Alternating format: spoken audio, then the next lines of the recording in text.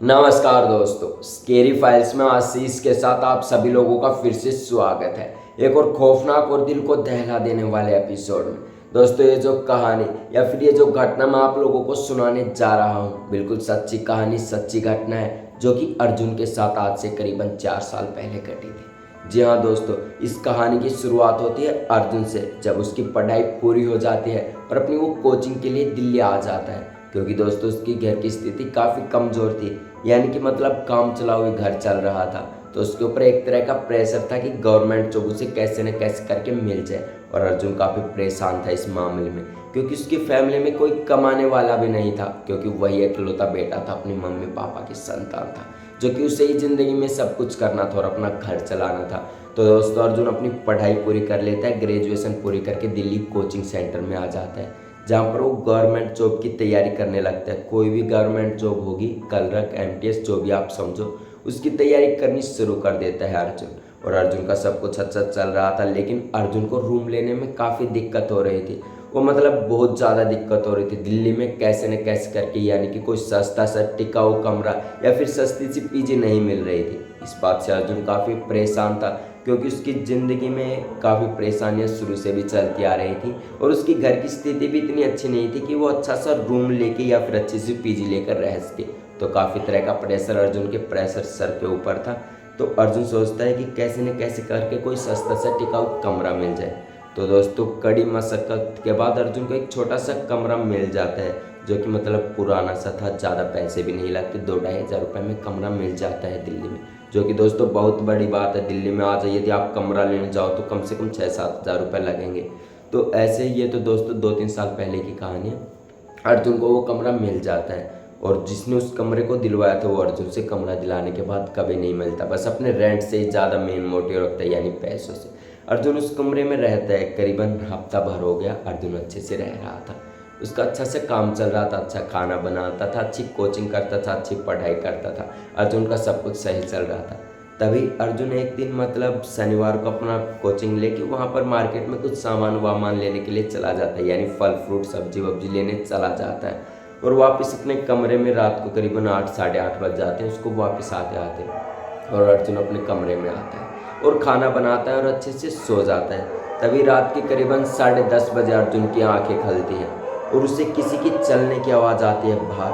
अर्जुन सोचता है, यार मैं अकेला रहता हूँ, यहाँ बाहर कौन चल रहा है। अर्जुन काफ़ी डर जाता है, मतलब थोड़ा सा उसे डर महसूस होता है, लेकिन अर्जुन ज़्यादा ध्यान नहीं देता, वापिस आकर सो जाता है। लेकिन दोस्तों ये जो हरकत थी अर्जुन के साथ करीबन 7 से 8 दिन कंटिन्यू चलती जा रही थी, ये देखकर अर्जुन काफ़ी डरने लगा था। उसे महसूस होने लगा था कि शायद तो कोई इस कमरे में है जो कि मेरे साथ यहीं पर रह रहा है। अर्जुन काफ़ी डर जाता है। फिर एक दिन अर्जुन अपनी संडे की छुट्टी होती है, अर्जुन अपने छुट्टी के दिन वापस मार्केट में जाता है, यानी वहाँ पर एक औरत एक व्यक्ति से, मतलब जो सब्जी मंडी वहाँ पर सब्जी ले रही थी। तभी अर्जुन वहाँ पर देखता है और उस आंटी से पूछता है कि आंटी मेरे साथ 7 से 8 दिन हो गए कंटिन्यू ऐसे हो रहा है, जब भी मैं उठता हूँ मुझे किसी की चलने की आवाज़ आती है, लेकिन जब मैं बाहर आता हूँ तो मुझे कुछ भी नज़र नहीं आता।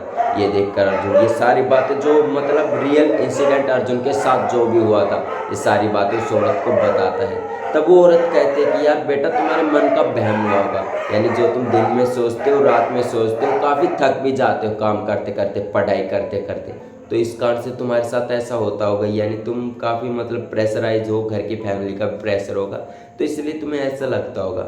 अर्जुन सोचता है शायद ऐसा भी हो। लेकिन दोस्तों अर्जुन आंटी सारी बातें मान लेता है अर्जुन और अपने कमरे पे वापस आ जाता है। लेकिन दोस्तों ये जो घटनाएं हो रही थी अर्जुन के साथ कम नहीं हो रही थी, डेली की डेली ये इंसिडेंट बढ़ते जा रहे थे। अब तो मतलब करीबन 15 से 20 दिन गुजर चुके थे। अर्जुन के साथ रोज़ ऐसी हरकत हो रही थी, कभी किसी की चलने की आवाज़ें, कभी किसी की रोने की आवाज़। एक दिन अर्जुन रात को सो ही रहा था, करीबन 12:30 बजे अर्जुन की आँख खुलती है, उसे ऐसा लगता है बाहर कोई चल रहा था। लेकिन जब अर्जुन बाहर निकल कर देखता है तो वहाँ पर कोई नहीं था। तभी किसी की रोने की आवाज़ अर्जुन को आती है। अर्जुन जब देखता है तो वहाँ पर कुछ दिखाई नहीं देता। लेकिन जब अर्जुन अपने कमरे में वापस आता है और तभी वो सोने की कोशिश करता है, तभी उसकी किसी की हंसने की आवाज़ आती है। जब अर्जुन पीछे बैठकर देखता है तो वहीं पर एक बूढ़ी औरत बैठी हुई थी, जो खून से सनी हुई थी और बिल्कुल लाल हो चुकी थी। उसकी आंखें बड़ी थी और उसकी आंखों के ऊपर झुर्रियाँ, यानी रिंकल्स पड़े हुए थे, जो कि काफ़ी अजीब लग रहे थे। अर्जुन एक बार उस औरत की तरफ देखता है, फिर काफ़ी डर जाता है और अर्जुन सोचता है कि अब पीछे मुड़कर बिल्कुल भी नहीं देखूंगा, चाहे जो हो कुछ भी हो जाए नहीं देखूंगा।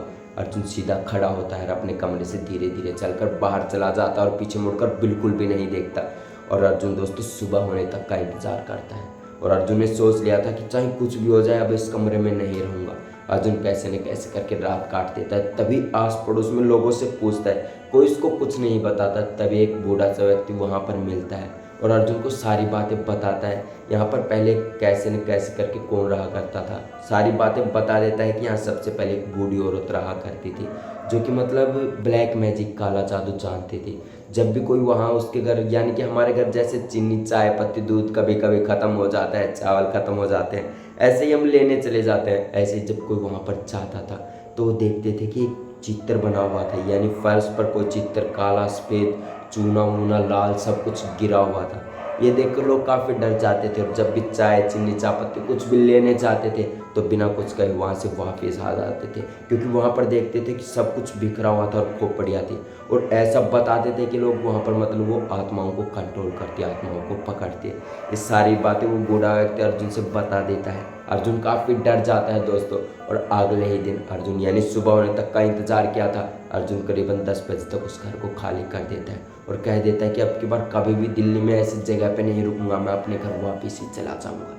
तो दोस्तों ये थी आज की जो कहानी जो मैंने विजिट करी है। तो बताइए दोस्तों आपको ये कहानी कैसी लगी, कमेंट सेक्शन में कमेंट करके ज़रूर बताएं, क्योंकि आपका एक कमेंट मुझे हौसला देता है कहानी सुनाने के लिए।